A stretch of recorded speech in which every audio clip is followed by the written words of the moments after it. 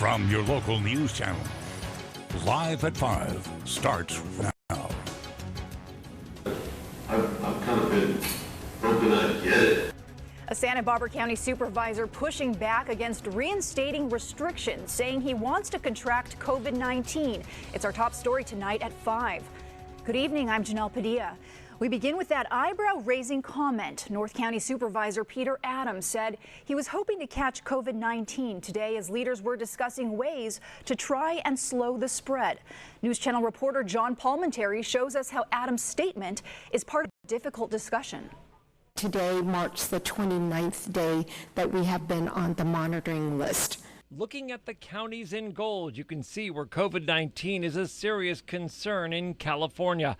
And Santa Barbara County supervisors are preparing in case our area hospitals are not able to handle a surge. They have a deal worked out to use the vacant Sears store in the La Cumbre Plaza for additional hospital space.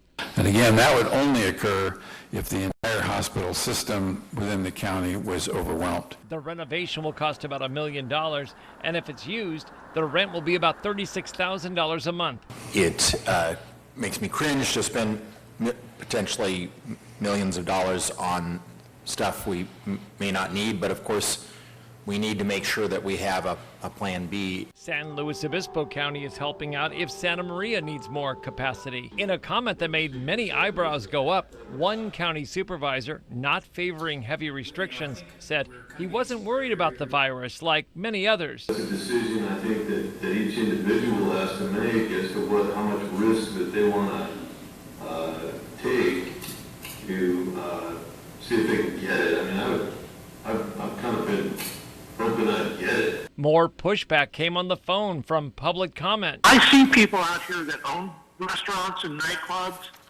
and you're crushing them. We're all going to get this virus, every single last one of us.